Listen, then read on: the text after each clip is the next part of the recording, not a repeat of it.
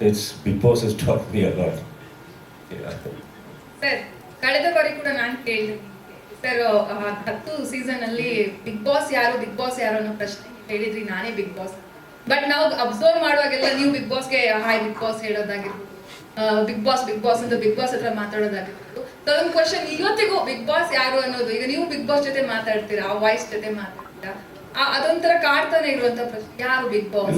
ಗಣಪತಿ ಅಂದ್ರೆ ಅವ್ರಿಗೊಂದು ಅಪ್ಪ ಶಿವ ಇರ್ತಾನಂತಲ್ಲ ಹಾಗೆ. ನೀವೇ Point ಅದಲ್ಲ. See, the point is, doesn't matter. The fact that everybody likes to believe I'm the one. And ಅಲ್ಲಿ ಹೋದ ತಕ್ಷಣ ಬಿಗ್ ಬಾಸ್ ಅಂತ ನೀವೇನು ಹೇಳ್ತೀರಿ, ನೀವು ಕೇಳಿದ್ದಕ್ಕೆ ನಾನೇ ಬಿಗ್ ಬಾಸ್ ಅಂತ ನಿಮಗೆ ಹೇಳಿದ್ದೆ ನಾನು. The fact is, it doesn't matter. ಅಲ್ಲಿ ವಾಟ್ ಮ್ಯಾಟರ್ಸ್ ಇಸ್ ನನ್ನ ವೀಕ್ಷಕರು ಅದೇ ಹ್ಯಾಪಿ, ದಿಸ್ ರೇಟಿಂಗ್ ಬಂತ, is it doing well. How should it matter who's the big boss, who's not the big boss, who's paying, who's not paying? As long as the whole intention of coming together.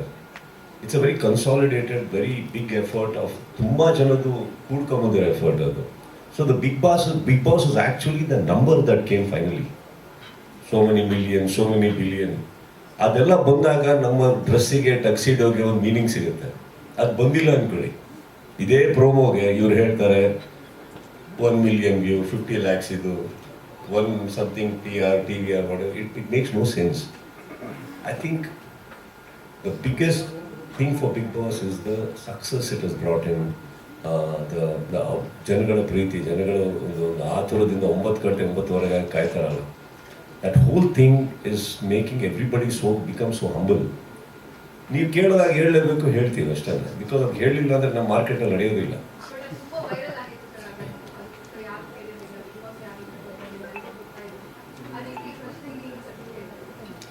I think, basically, ಅದನ್ನ ಜನಗಳನ್ನೇ ನೋಡಿದ್ದೀನಿ ನಾನು. ಅವ್ರು big Boss ಯಾರು ಅಂತಂದರೆ ನನ್ನ ಹೆಸರು ತಗೊಂತಾರೆ, ಹೇಳ್ತಾರೆ, ಮಾಡ್ತಾರೆ. That is not even I realise. Okay, it's a perception. So ಅದ್ರ ಪ್ರಕಾರ ನಾವು ಮಾತಾಡಬೇಕಾಗತ್ತೆ, ಇರಬೇಕಾಗತ್ತೆ, ಅದ್ರಲ್ಲಿ ತೂಕವಾಗಿ ಇರಬೇಕಾಗತ್ತೆ ವೇದಿಕೆ ಮೇಲೆ ಅಂತ. ಸೊ ಜಸ್ಟ್ ಗೋಯಿಂಗ್ ಹೇಳಿ. ಪ್ರಕಾಶ್ ಸರ್,